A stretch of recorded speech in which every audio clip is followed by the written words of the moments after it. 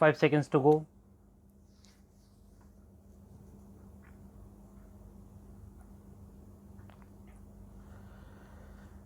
Start. I read yesterday that my friend and old colleague Jayaprakash Narayan has said recently that I should help. I forget his words in establishing or in developing a strong opposition to the Congress. This is a very strange request. I believe completely in any government what it might be having stout critics, having an opposition to face. Without criticism, people and governments become complacent. The whole parliamentary system of government is based on such criticism. The free press is also based on criticism. It would be a bad thing for us if the press was not free to criticize, if people were not allowed to speak and criticize government fully and in the open. It would not be parliamentary government. It would not be proper democracy. I welcome criticism in parliament. In fact, we welcome criticism from our own party members. The amount of room we have in our own party for criticism of government's policy is great. But when Jayaprakash ji says that I should build up an opposition, does he want me to build up a bogus thing to oppose the Congress? What value or what virtue will that have? With all respect to Jayaprakash ji, the example is not a good one. There was no democracy in Turkey, real or even unreal. It was a dictatorship. Does he want that kind of thing to happen in India? The point is that the opposition should have the freest opportunity to express its opinion in the press and on the platform and to fight elections. I cannot canvass for the PSP or the Communist Party. They have the freest opportunity to do so. The Election Commission is independent of government. It is open to you, to any of you, to vote as you like. You know that there is no question of pressure or coercion. I do submit that we in India have a greater degree of freedom in elections and in things other than elections than almost any other country in the world. There may be a few countries which have the same freedom as we have, but a far greater number of countries in the world have no such freedom. We have it, and I am proud of it, and I am sure it will continue. I want every type of opposition to go and apply to the people.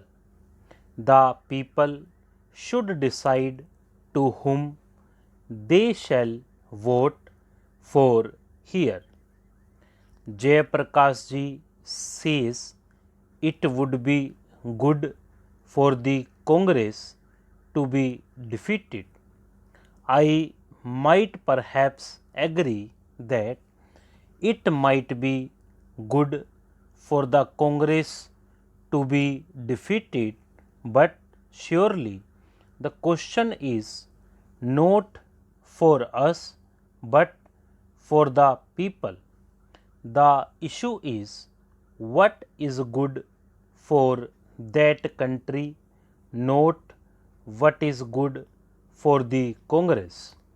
Our friends like Jayaprakash ji have got so entangled in their dislike of the Congress that they have forgotten such a things as India and the good of India. It is my belief that if by any mischance the Congress was defeated, it would be very bad for India. I do not say that congressmen are better people than others. There are good men in other organizations. There are patriots in other organizations. It is not a question of personal friendship, it is a question of the national good. Supposed in Parliament, instead of the strong Congress party, we had a dozen or 20 small groups with nobody in a majority. What would happen? There would be no stable government, and each little group would intrigue with the other. There would be offers of ministerships for people who gave up a party to join another. That is what inevitably happens when there are all kinds of parties with none having a majority.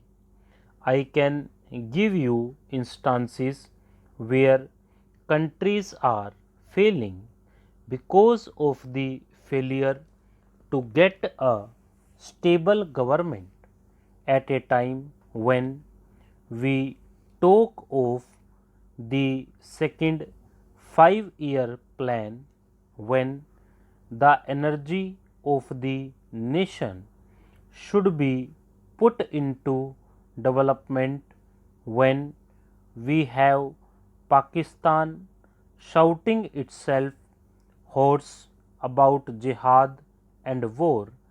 Are we to experiment with numerous odd groups? It surprises me and amazes me that a person of good sense should suggest something which totally ignores the facts of life in India today. The facts of life are these, that we have to fight a tremendous opposition in India, not any political party, but our own failings, our own liability to go wrong, our disruptive tendencies, our communalism, our provincialism, our casteism, our readiness even to break into violence, and so many other things.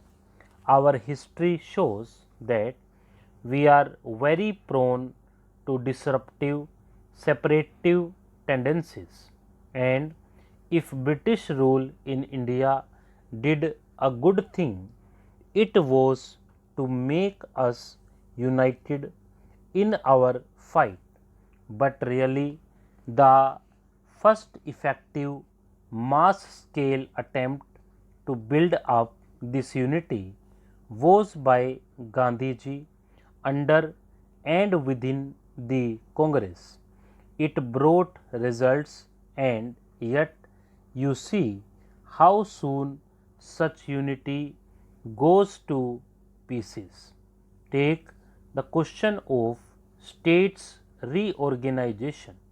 Whether the decision was right or wrong, it is not fantastic for people to commit violence for that. Stop.